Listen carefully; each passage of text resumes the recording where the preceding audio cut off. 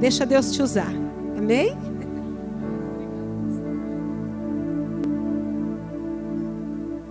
Graça e paz, igreja. Para mim é muito feliz, muito precioso estar aqui de volta. Nessa igreja que eu aprendi a amar, Pastor Roberto. Prazer em revê-lo, prazer em ver todos vocês. Eu agradeço a Deus pela confiança da igreja daqui de Bauru, na autoridade do Pastor Júnior. Obrigado pela sua confiança, viu, pastor? Pastora Paula, obrigado pela sua confiança. Eu quero ministrar aos seus corações. Eu estava orando e eu tinha uma ideia na minha cabeça. Mas hoje à tarde, o Senhor plantou algo dentro de mim. E eu quero corresponder ao Espírito Santo e ministrar baseado na Epístola a Filemon. Epístola do apóstolo Paulo a Filemon.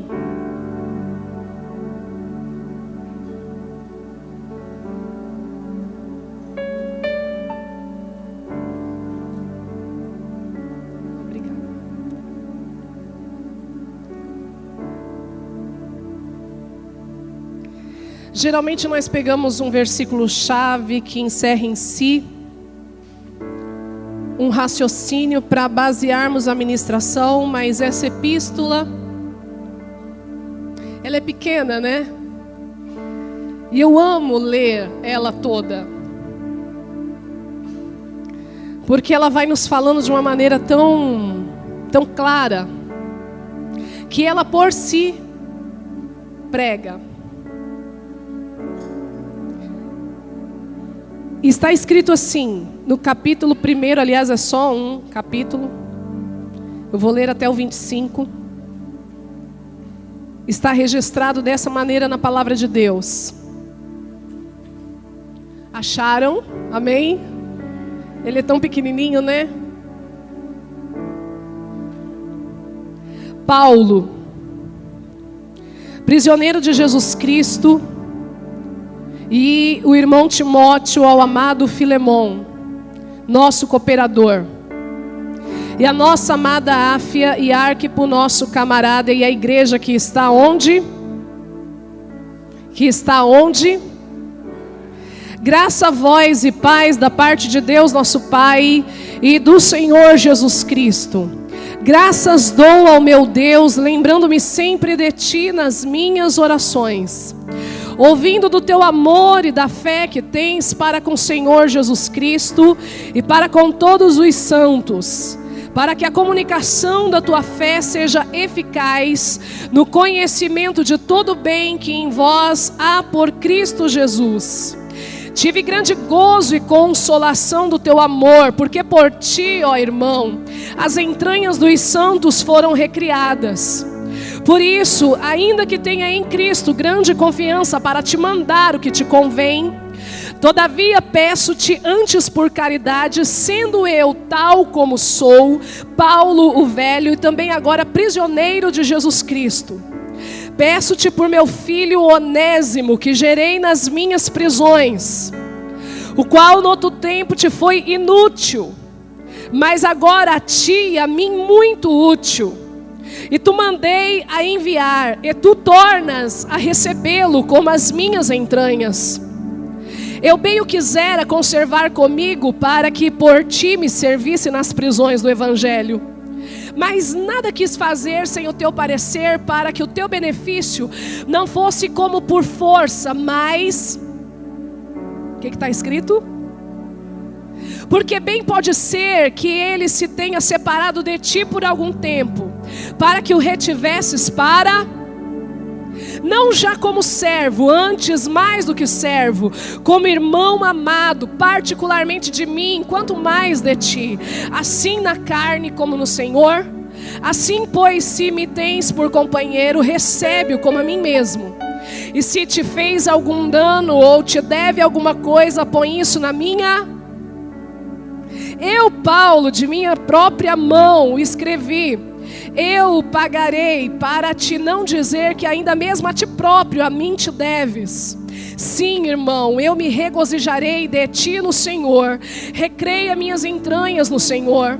Escrevi-te confiando na tua obediência, sabendo que ainda farás mais do que eu te digo. E juntamente prepara-me também pousada, porque espero que pelas vossas orações vos hei de ser concedido. Saúdam-te Epáfras, meu companheiro de prisão por Cristo Jesus, Marcos, Aristarcos, Demas e Lucas, meus cooperadores. A graça do nosso Senhor Jesus Cristo seja com vosso espírito. Amém. Não dá vontade de falar amém com ele? Incline sua cabeça, nós vamos orar.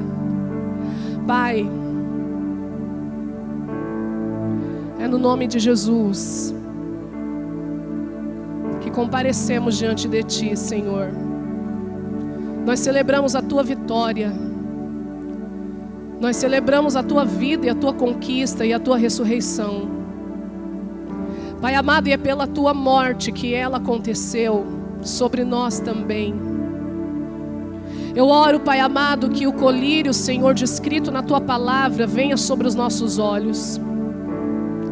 Pai, caia todas as escamas, Senhor, da nossa ignorância pessoal e do nosso pecado, de maneira que a Tua palavra fique tão, Pai, clara, mas tão clara, que não haja margem de dúvida, Senhor, sobre o Teu propósito sobre a nossa vida. Onde houver um ponto, Senhor, ainda, meu Deus, de confusão ou de trevas, Senhor, meu Deus, seja dissipado à luz da Sua palavra.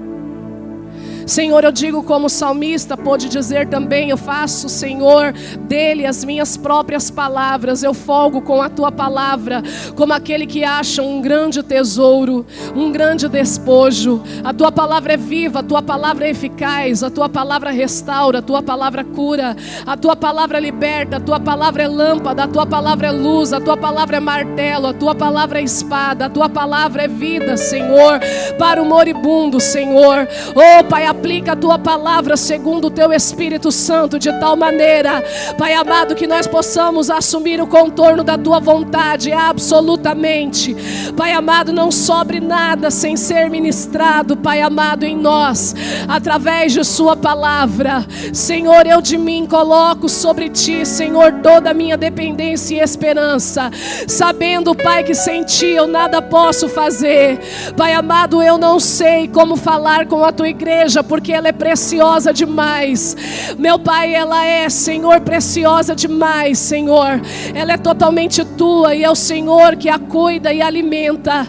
É o Senhor, meu Pai, quem tira o carrapicho. É o Senhor, meu Pai, quem mata a sede. É o Senhor que pode restaurar. Pai, como nós confiamos em Ti, Senhor, em que Tu podes fazer todas essas coisas. Cá está a Tua igreja e nós Te pedimos, Senhor, vem sobre nós com o Teu poder. Pai amado, renova todas as coisas. Nós amamos a Tua casa, nós amamos a Tua palavra, nós amamos o Teu povo. Meu Deus amado, restaura, Senhor, todos os que estão perdidos, Senhor, e conflituosos. Nós clamamos que cesse toda tormenta de dúvida. Oh, meu Pai, venha pairar a certeza da fé em cada coração.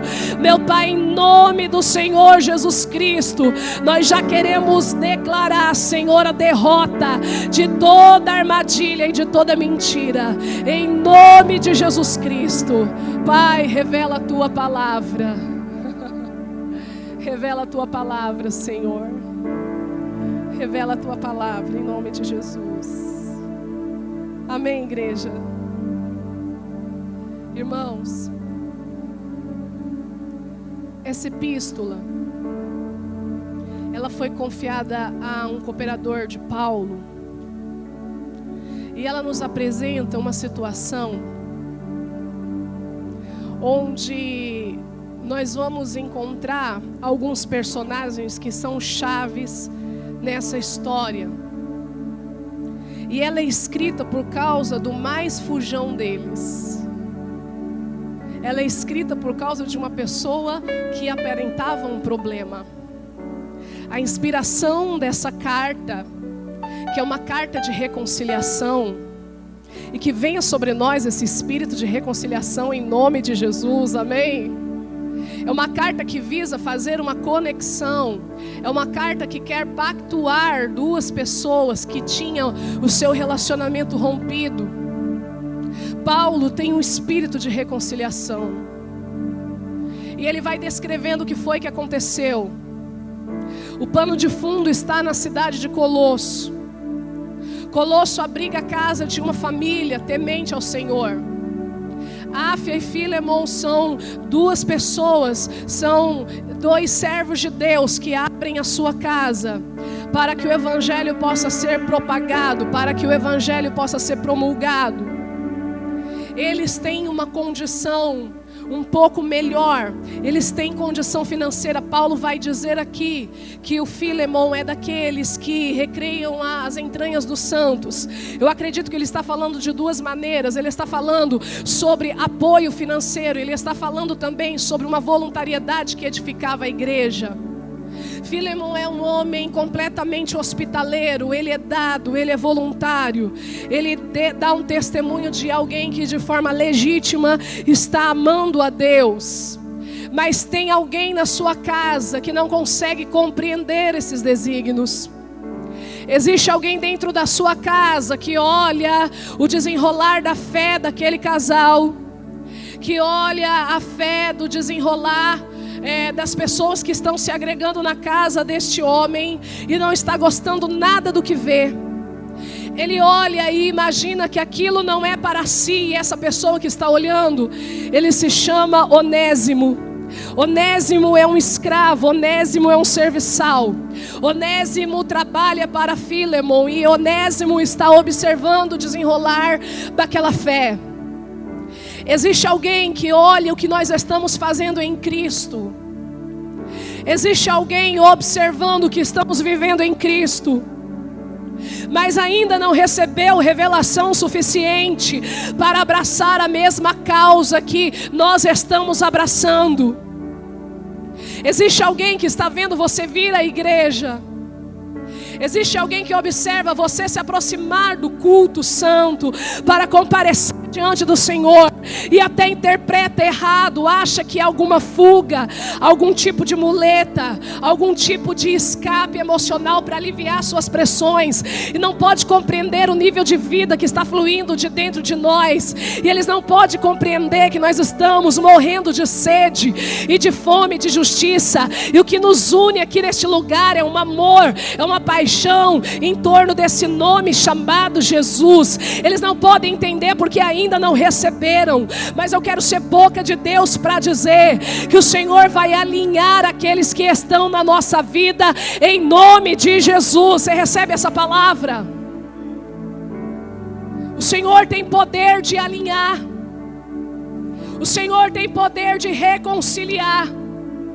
Às vezes nós estamos desgastados porque nós já vislumbramos a promessa e estamos abraçando a promessa e estamos respirando a promessa, e nós sabemos que Jerusalém é logo ali, mas alguém não está entendendo. E quando não se entende, e quando não se gosta, e quando não se abraça na mesma medida, a coisa mais fácil que se parece para alguém é fugir disso. Eu imagino a casa de Filemon dirigida na graça do Espírito Santo e acontecendo cultos maravilhosos, mas Onésimo olha para aquilo e a Bíblia diz que ele vai recorrer ao glamour de Roma. Roma é cheia de glamour. Roma é cheia de convites brilhantes. Roma é um lugar de desenvolvimento. Roma é uma metrópole atraente. Roma começa a seduzir o coração de Onésimo. Roma começa a exercer uma influência tão grande que ele opta por abandonar aquilo que está acontecendo na casa de Filemon para ir até Roma. Ele constrói uma ilusão na cabeça dele, ele monta uma fantasia e ele acha que ele vai se saciar, e ele acredita que existe uma fonte ali que pode mudar a sua vida, e uma certa feita ele acorda, e com certeza ele acorda armado desse pensamento: Quer saber de uma coisa? Ninguém manda em mim. Quer saber de uma coisa? Vou dar um jeito nessa situação. Quer saber de uma coisa? Vou dar uma guinada na minha vida. Olha, quer saber de uma coisa? Vou virar a página dessa história de escravidão. Esse negócio de culto é muito chato. Esse Filemon é muito chato. Não é isso que eu quero para a minha vida. Imagina, eu penso grande. Roma está romanizando tudo. Ela está dominando todos os espaços. O meu lugar é lá. Imagina, deve ter um lugar ao sol nessa Hollywood. Irmãos, quantos de nós não compreendemos os propósitos de Deus? E eu estou pregando essa palavra certa, de que o Senhor quer te revelar o propósito dele de uma tal maneira, que eu quero declarar que nunca mais você vai se desviar dos sonhos de Deus para você, em nome de Jesus. Eu quero declarar sobre a tua vida que toda ilusão, que todo engano vai cair por terra pelo poder da palavra de Deus, em nome de Jesus. Toda sedução, todo encantamento, toda falsa satisfação, todo prato oferecido, tudo que vem com cara de bênção e é uma prova, tudo que vem com cara de vitória e na realidade é uma armadilha, vai ser quebrado pelo poder do nome de Jesus.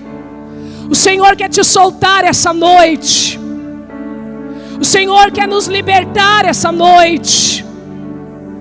Sabe, irmãos, o Senhor desconstrói as nossas vontades e Ele tem que estourar as nossas vontades e Ele tem que quebrar o nosso homem exterior para que Ele possa recriar o nosso homem interior que se alimenta de sua própria vontade.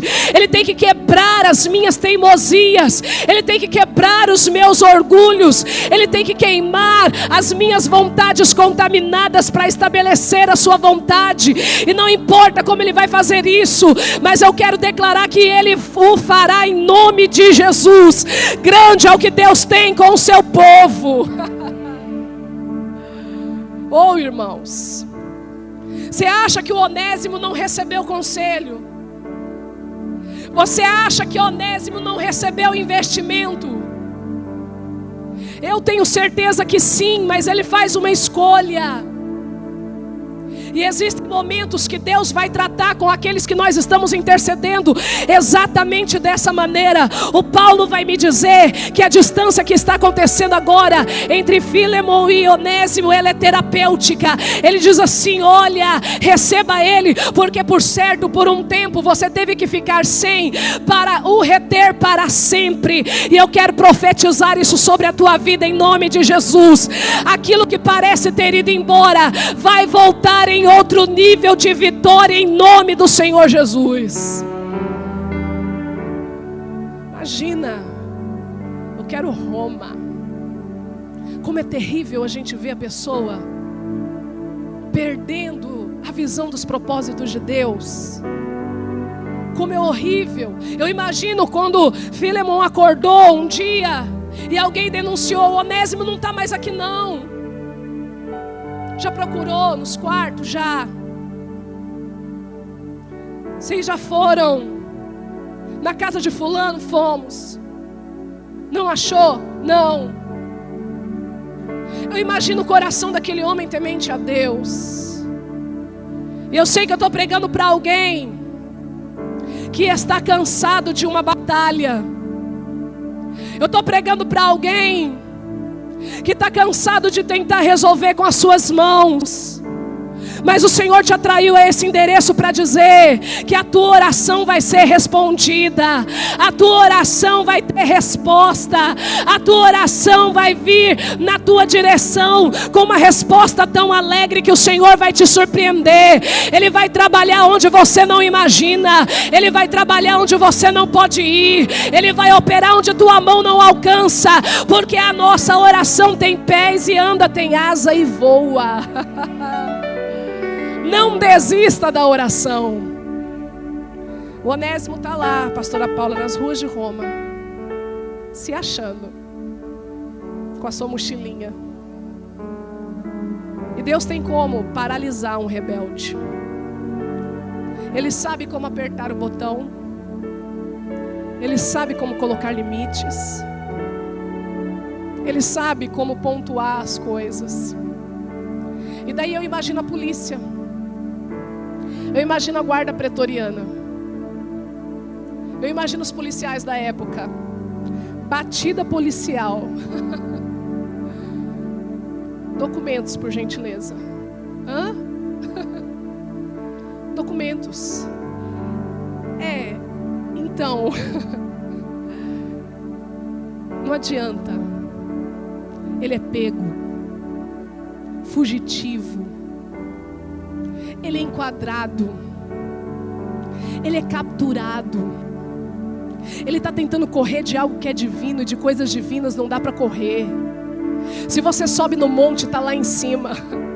Se você desce ao abismo, lá também te encontra. Não importa o nível da fuga, Deus vai achar os onésimos. Eu quero profetizar isso sobre a tua vida. Deus vai pegar os onésimos. A oração pega, a oração agarra. Polícia só serve para ser ruim para quem está aprontando, mas polícia também pode contribuir perfeitamente, e o faz, para cumprir os propósitos de Deus sobre a terra. Entra no camburão, Onésimo. Ó, Ângela, pode entrar no camburão agora. A gente não entende às vezes o que as pessoas estão passando, gente. Mas existem duas coisas que as pessoas não podem se safar. Elas podem tentar fugir da música que você canta. Elas podem tentar fugir do evangelho que você prega. Elas podem ir para outra cidade, mas das suas orações e do seu amor eles não podem fugir, amém? O Senhor quer plantar um amor sobrenatural dentro de alguém aqui essa noite.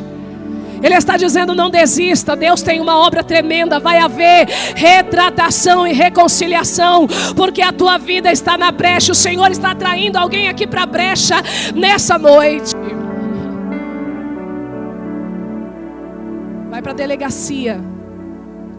Da delegacia pode ir para a penitenciária.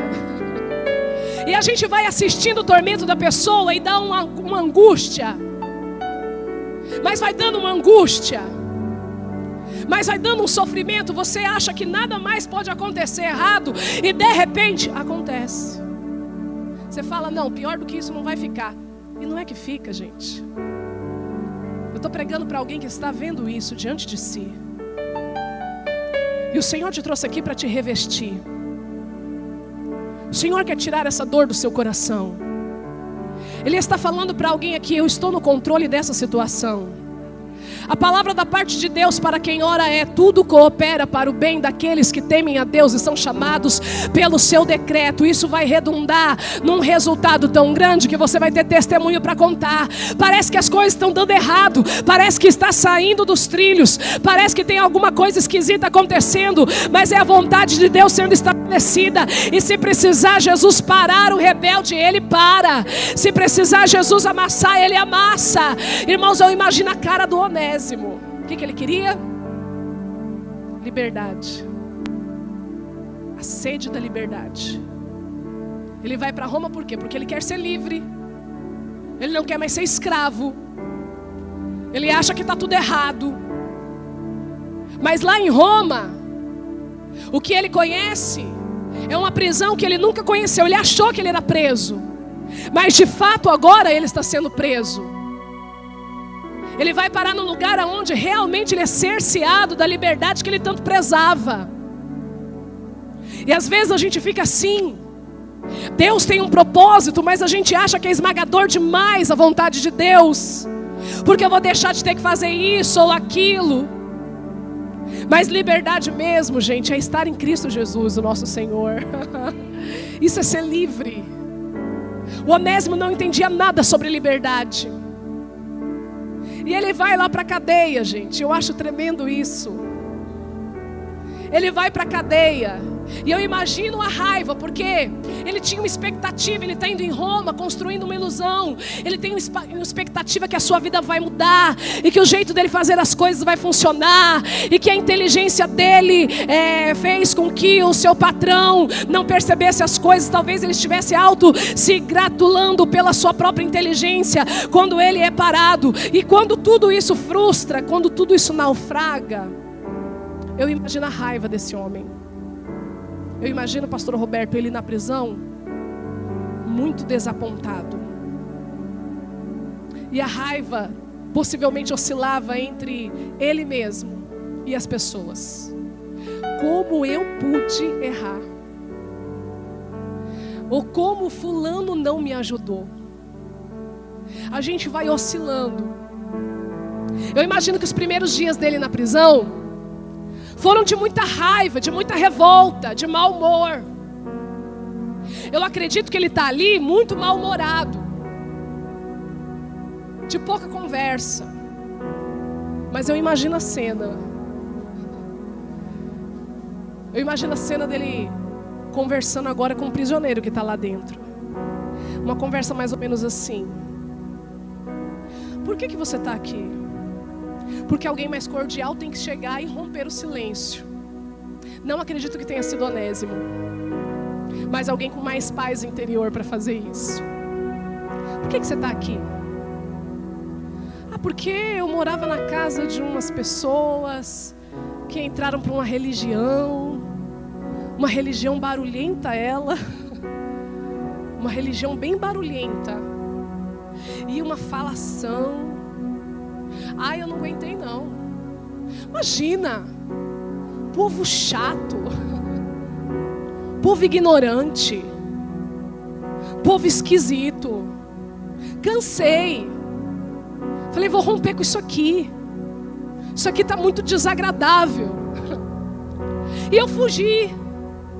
Mas não deu certo. Mas não tem nada não, hein?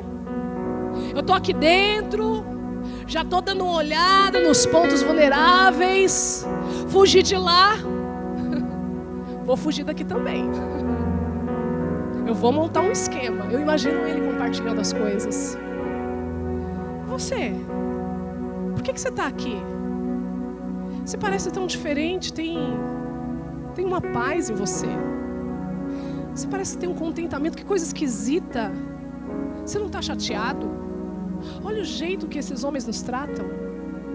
Eu já estava acostumado com a minha condição de escravo, mas eu não imaginava que podia ser tratado desse jeito, é pior ainda. Mas você com esse brilho, com esse sorrisinho na cara.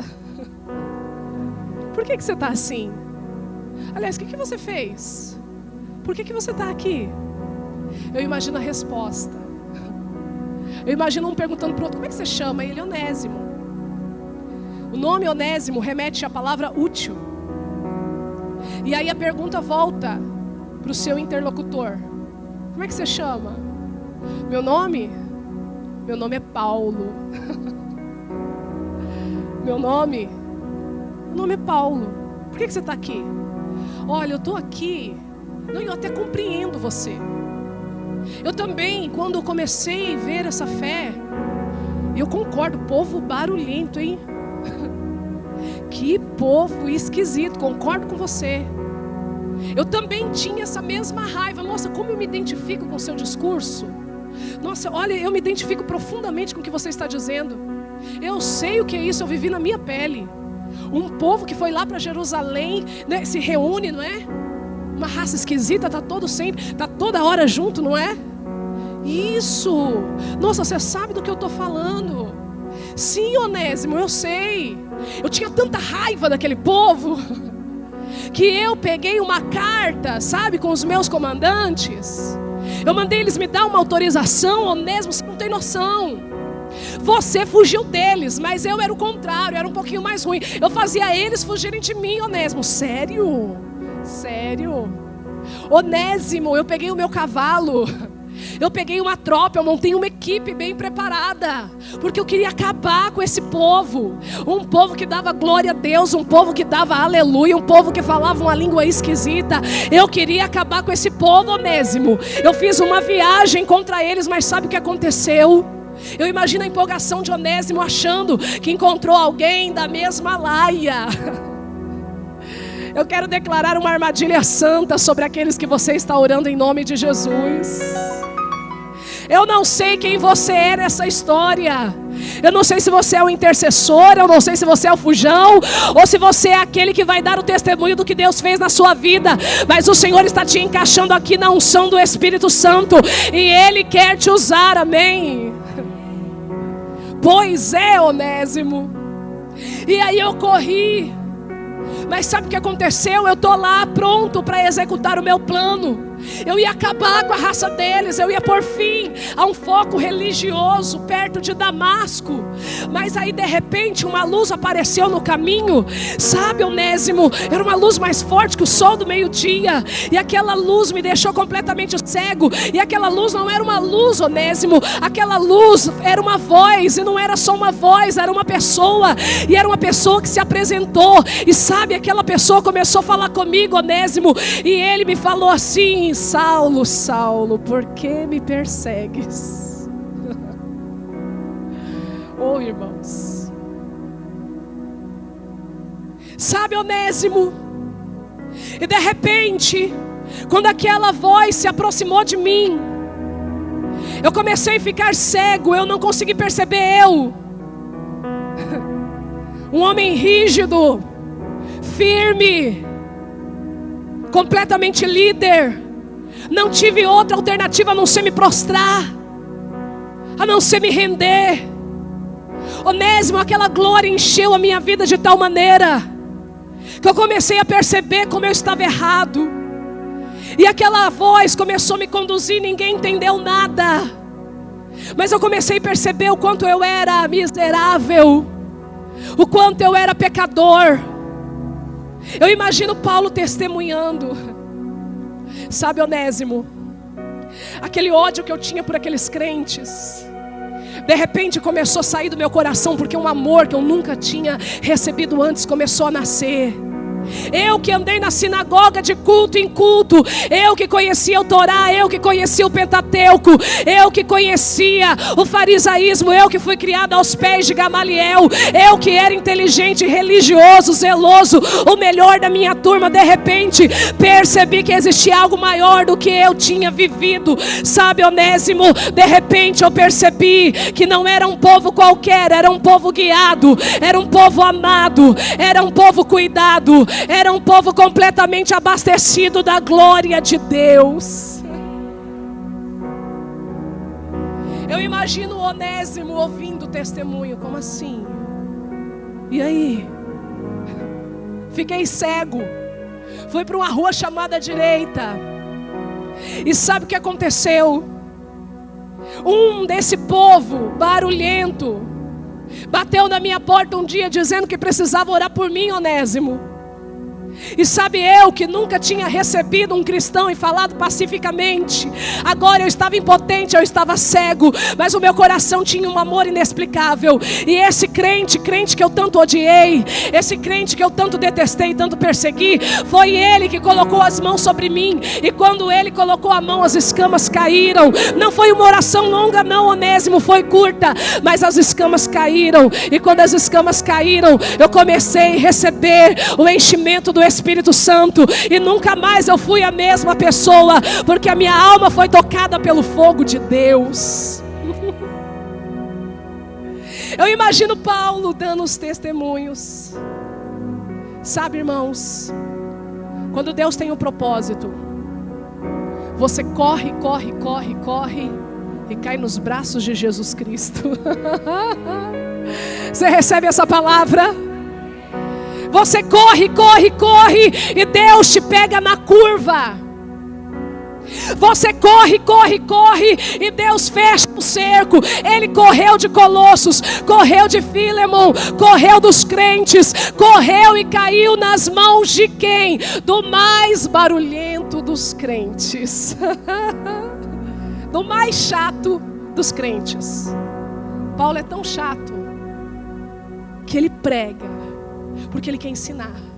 Ele quer que você aprenda. Ele quer que você cresça. Ele quer que você evolua. Ele quer que você seja crente. Ele quer te enfiar no céu. Se ele tiver que apanhar para ver isso acontecer, não tem problema, ele apanha. Mas ele quer te enfiar no céu. Então ele fala. A igreja aguenta a doutrina dele porque é gostosa demais, tem uma unção. Mas os novos convertidos que ainda não aprenderam a vantagem do ensino, pode se cansar. Um Eutico está na janela e ele cai. Oh, irmãos, eu fico imaginando essa cena. Cai, se arrebenta, se estatela, morre. O Paulo é chamado, imagina a cena, parou o culto, pastor Júnior, acabou a graça do culto, alguém pensou agora acabou a vigília, o Paulo vai lá, põe a mão no Eutico, ora, ele volta à vida. Você pensa que ele desanima? Volta todo mundo para o culto que eu vou continuar ensinando. Esse é o Paulo, o mais chato dos crentes. Imagina o Onésimo pensando que ia se livrar. Eu estou pregando para alguém que o Senhor está te dizendo essa noite: não adianta tentar se livrar. Não adianta fazer de conta que não é com você. Não adianta se fazer de João sem braço. Deus te achou, meu irmão. Você recebe essa palavra? Deus te achou. Deus te achou.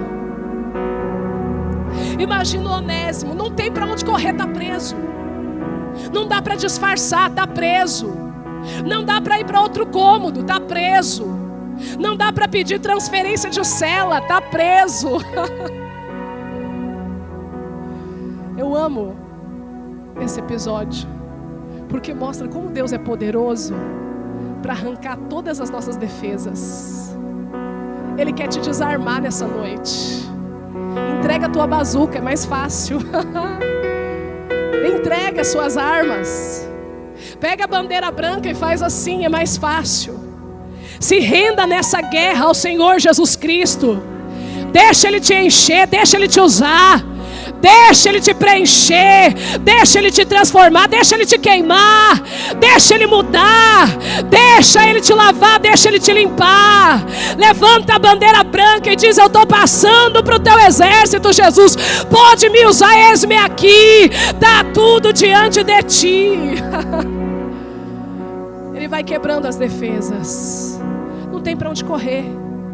É pregação de manhã, é pregação à tarde, é pregação à noite. Porque Paulo é tão chato que assim, perto dele, ou você bate nele ou você se converte. Você só tem duas alternativas: ou você chicoteia ou você se converte. De resto não vai te sobrar nada, a não ser palavra de manhã, palavra à tarde, palavra à noite. Eu ouvi um pastor cheio do Espírito Santo uma vez me ensinar o seguinte: encontre um homem focado e você poderá encontrar um homem que Deus pode usar. Encontre um homem que tem foco e você vai encontrar um homem que Deus pode usar. Paulo tem foco. Caiu na rede um peixe. Ele é apaixonado por alma. Ele tem horror, arrepios de pensar em alguém indo para o inferno. O Onésimo está ali, não tem mais para onde correr. Eu estou pregando para alguém que o Senhor está te dizendo também: o Senhor vai atrair, o Senhor vai prender de maneira santa aquele que você ama. O Senhor não vai perder de vista o teu Onésimo, porque o Senhor tem uma obra tremenda de salvação. Não importa onde vai ser esse encontro, mas o encontro vai ser glorioso. Para que se encontrar com Deus numa delegacia, se eu podia me encontrar com Deus dentro de um culto? Para que me encontrar com Deus dentro de uma UTI? Se eu podia vir na Monte Santo e levantar a minha mão e cantar com os levitas, para quê? Mas sabe o que acontece? A minha rebeldia não deixa outra alternativa a não ser Deus me levar numa área onde eu não posso mais fazer nada, para que Ele possa fazer tudo. Oh, irmãos, eu me lembro de um pastor me dizendo: jovem, Deus tem uma obra na sua vida. Eu me lembro de um pastor que era o único que tinha coragem na nossa redondeza. Quando terminou a década de 80, estava o boom do crack da AIDS lá na Zona Leste. Os moços pareciam zumbis nas ruas. Era a coisa mais pavorosa de você assistir. Eu morava numa favela. Os meninos não tinham horizonte, não tinham perspectiva. Todos ou era filho de traficante, ou era filho de bandido, ou era filho de assassino, nascidos em bastardia, em prostituição, consagrados a entidades, porque o que regia aquele lugar era a idolatria aberta. Você acordava e saía ali 5 da manhã, os trabalhadores, e tudo que você encontrava eram zumbis, jovens zumbificados. Eu me lembro que naquela época eu não tinha medo de nada de noite, eu só queria saber de balada. E a minha vida era completamente vampirizada, eu só gostava da noite. Eu era uma pessoa da noite. Dia não tinha graça para mim, porque eu estava nas trevas. Então minha alegria começava a partir da meia-noite. A gente só saía depois da meia-noite porque as coisas ficavam mais divertidas, mais perigosas. E a gente não encontrava com muitos crentes, mas tinha um pastor chamado Elias, que amava pregar de madrugada quando estava todo mundo dormindo. E Elias era um perigo na nossa redondeza. E eu detestava quando eu estava voltando da balada. Eu chegava 4:30 da manhã, acompanhada às vezes de uma amiga ou de algum companheiro. Nós passávamos às vezes em cima dos corpos que tinham acabado de serem assassinados por causa de briga de gangue. Às vezes eu passava por cima daquilo, às vezes tinha que esperar por causa de um tiroteio. Era uma vida completamente em trevas. Mas pastor Elias, cheio do Espírito Santo, cheio da graça de Deus, recebeu um encargo da parte do Senhor. Ele ouvia o Senhor dizendo: saia pela madrugada e evangelize esses jovens da Fazenda da Juta, do Mascarenhas de Moraes e da Sapopemba. E eu fazia parte dessa turma que ele tinha que evangelizar. E lá vinha pastor Elias toda hora: jovem, Deus tem uma obra na sua vida. Que eu queria morrer. Ai, que eu ficava com a raiva. 4 horas da manhã eu tô chegando parecendo uma vampira. Quem que eu dou de cara? Pastor Elias. A gente tá descendo da condução, quem que tá esperando? Pastor Elias. E eu achava ele um chato. E às vezes eu tentava disfarçar e fazer outro caminho, mas o Espírito Santo usava ele e me achava.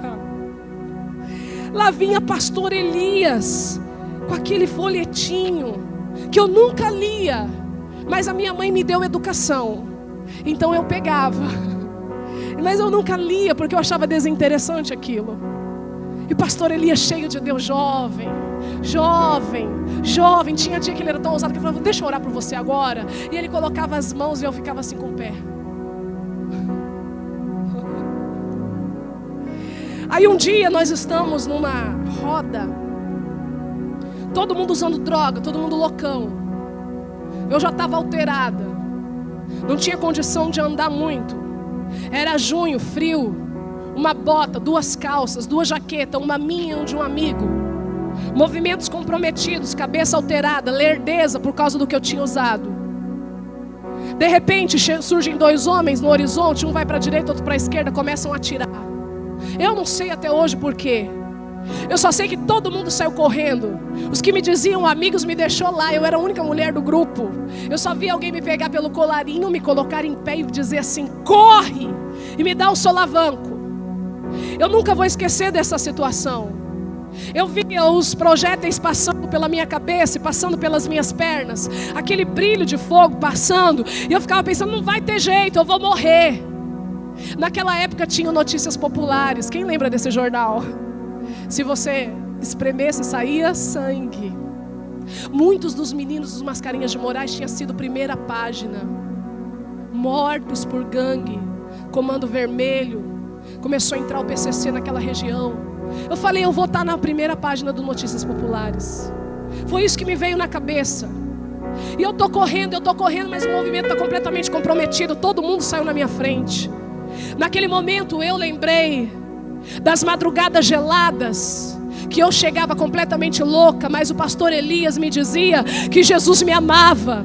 Eu chegava completamente prostituída, mas o pastor Elias dizia que Jesus me amava. Eu chegava completamente rebelde, mas o pastor Elias dizia que Jesus me amava.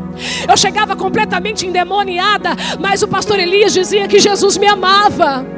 Eu não conseguia acreditar que Ele me amava, porque ninguém me amava. Eu não me amava, as pessoas não me amavam. Eu achava que os meus pais não me amavam. Eu achava que os meus irmãos não me amavam. Eu achava que eu não era digna de amor, porque eu era ruim demais. O tempo inteiro tudo que Satanás fazia era me dizer: você é péssima, você é horrível, você não é boa no que você faz, você não vai a lugar nenhum. E eu aprendi a conviver com aquela dureza e aquela amargura. Mas de repente, quando eu estou correndo daqueles bandidos, eu comecei a ver a imagem do pastor Elias. Parecia holográfico. Eu podia ver ele falando comigo, dizendo: jovem, Deus tem uma obra na sua vida.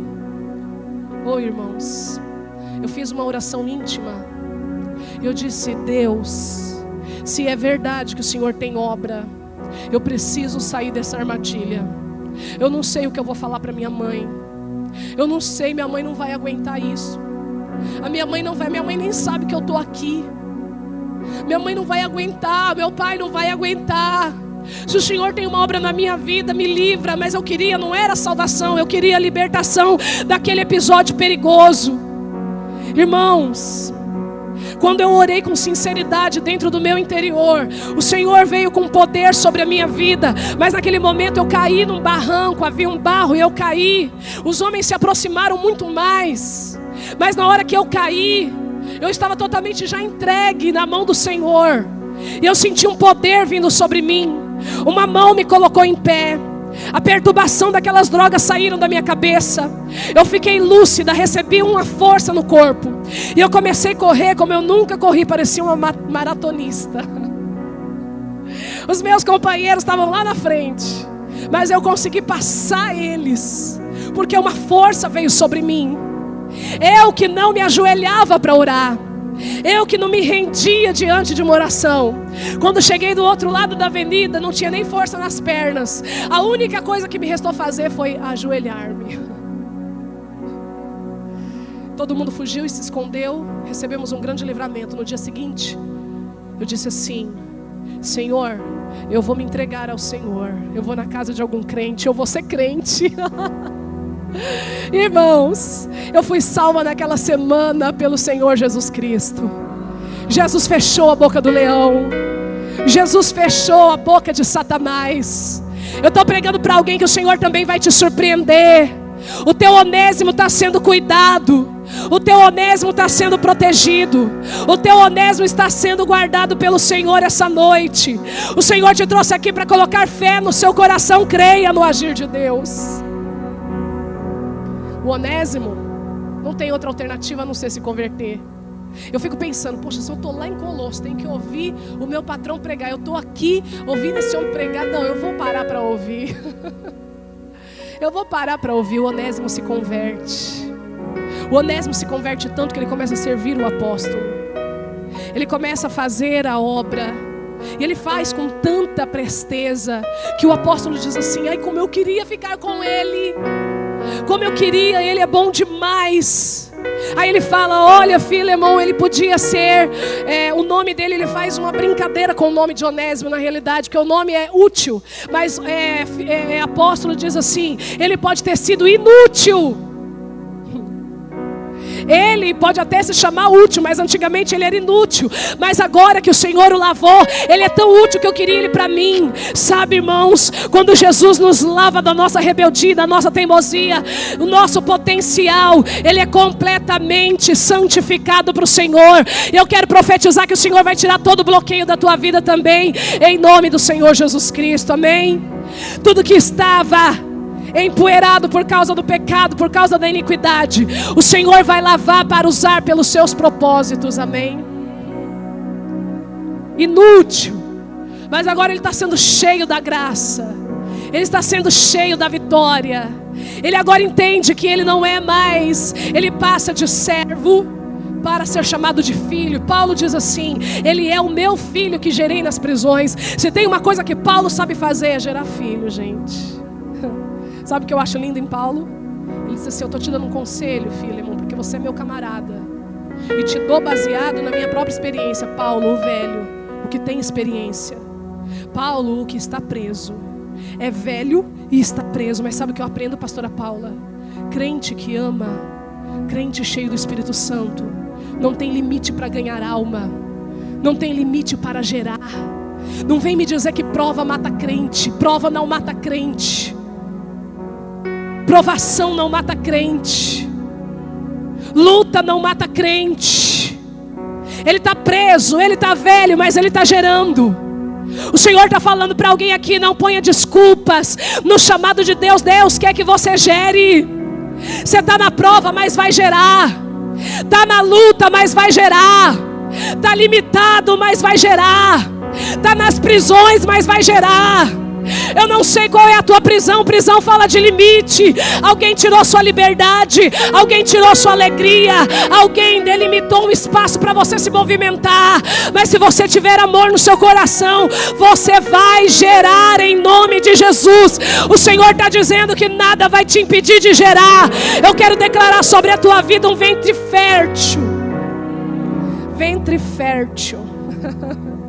Se tem uma coisa que Paulo é especialista, é ganhar alma na prisão, gente.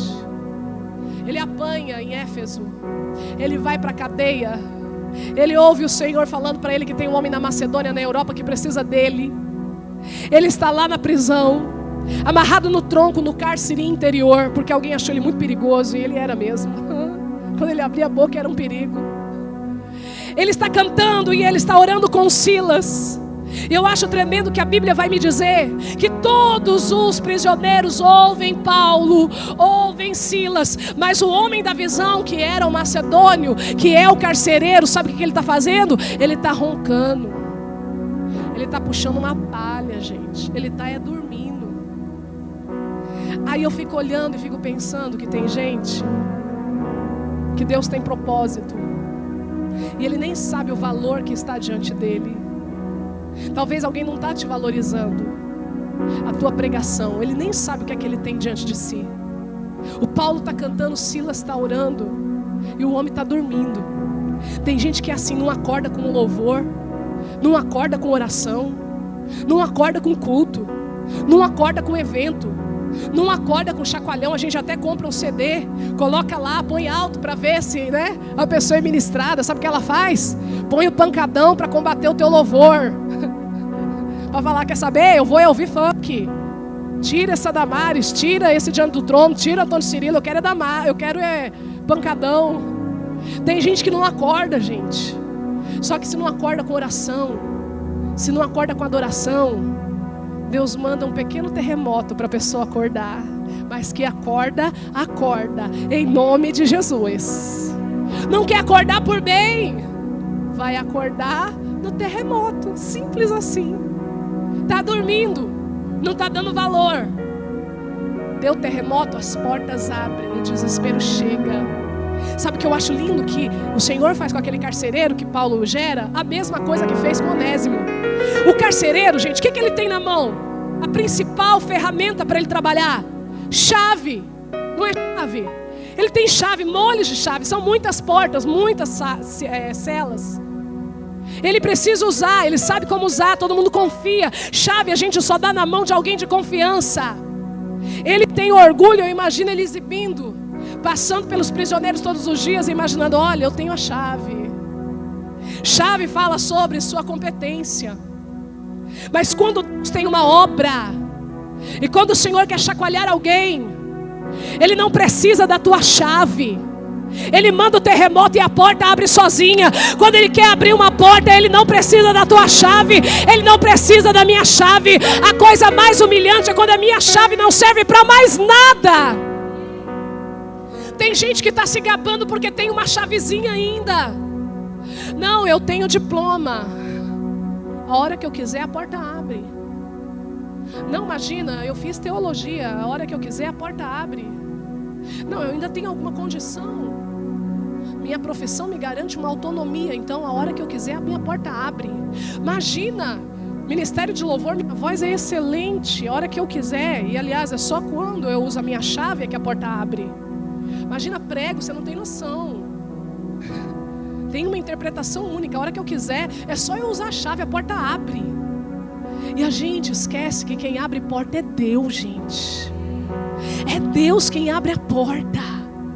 Quando o Senhor quer te esvaziar, a sua chave vai ficar inútil. Você vai olhar para ela, enquanto você não observar que é Deus que abre a porta, a sua chave vai continuar inútil. Você não vai conseguir usar ela para nada, enquanto não usar para a glória de Deus. Amém? Você recebe essa palavra? Paulo gerou o carcereiro. Quem é o prisioneiro que vendo porta aberta não sai correndo? Paulo. Ele é do contra. Ele é o chato. Ele é tão chato que no outro dia os romanos falam assim: tira ele da prisão. Ele é tão ousado, Ângela, que ele fala: não saio daqui, ninguém me tira. Passei vergonha, tomei chibatada, arrancaram minha roupa. Arrancar a roupa de um homem naquela época era o absurdo dos absurdos. Arrancaram a minha roupa, fizeram passar vergonha. Agora quer que eu saia às escondidas? De jeito nenhum. Não saio, vou ficar aqui. Eles vão ter que vir pessoalmente. Sabe o que é isso?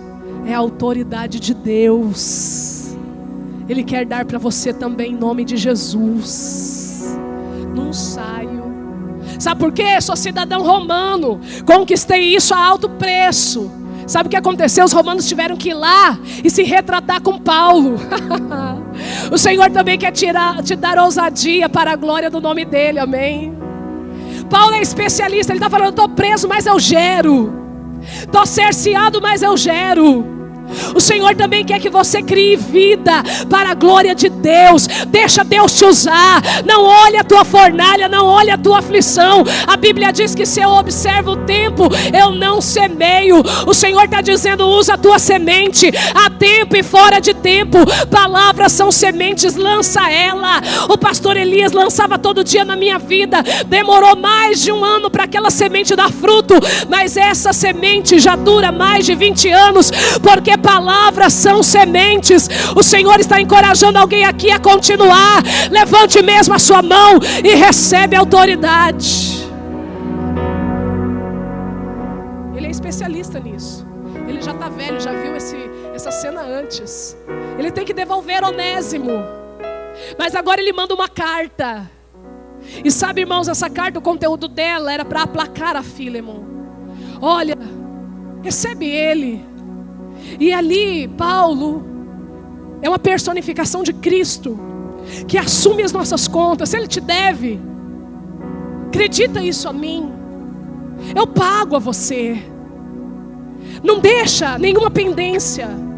Eu posso te dar testemunho de que ele não é mais o mesmo. Que coisa linda, gente. Quando alguém pode dizer o nível de transformação que aconteceu na minha e na sua vida, não porque eu saio divulgando, ou porque eu falo que eu sou santo ou crente, mas porque essa pessoa está desfrutando da transformação que aconteceu na minha vida, e está sendo tão grande que ela não mais me quer longe, mas ela quer perto, porque a transformação é grande demais. Eu quero declarar: Deus vai te transformar de uma tal maneira, que vai ser isso que vai acontecer em nome de Jesus. Quero ele perto. Podia ficar com ele, eu exerço autoridade sobre você. Sabe por quê?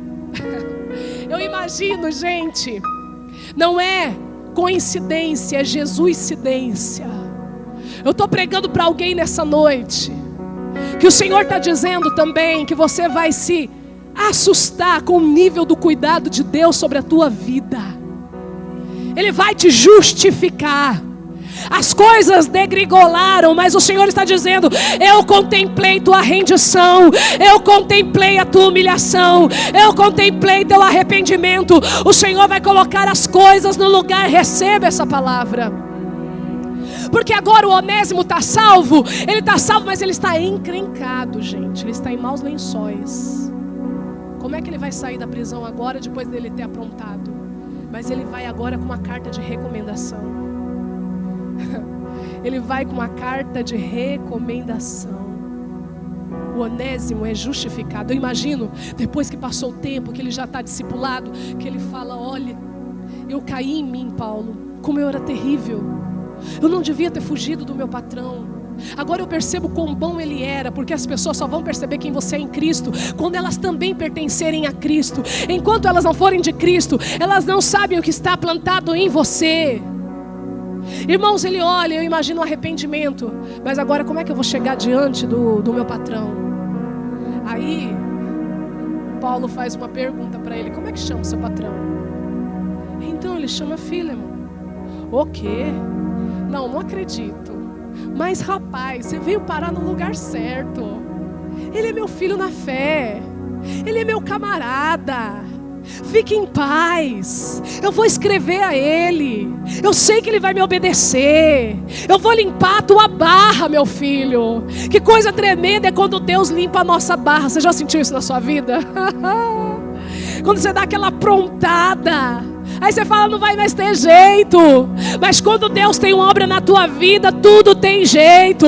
O Senhor te justifica, Ele te santifica, amém? Ufa, sério mesmo, Paulo? Você conhece Ele? Conheço, fique em paz. Vou mandar uma carta, isso fala sobre níveis de autoridade. O Filemon tem dinheiro. O Filemon está livre. Sabe, ele tem liberdade, mas ele é espiritual. O pai na fé dele, aparentemente, está com a vida quebrada, está dependendo de oferta, está dependendo de ajuda, e não só isso, está preso. Muitos que não conhecem cadeias de autoridade espiritual e não respeitam, e não reconhecem uma autoridade quando está diante de uma, perdem essa bênção. Mas o Filemon, ele tinha uma aliança, ele estava conectado. O líder dele está preso, o líder dele está sofrendo, mas Paulo tem uma segurança tão grande que ele fala: eu tenho certeza, eu te conheço, eu sei que você vai fazer mais do que eu estou te pedindo. Fui eu que te discipulei, eu sei quem você é. E eu queria muito saber o que aconteceu depois. A Bíblia não vai me deixar respaldo, mas eu imagino que ele recebe a carta e obedece, gente. Às vezes o teu líder está exatamente assim, passando provações que você nem imagina. Você acha que ele não está te dando atenção. Você acha que ele não está te dando o que você merece ou o que precisa.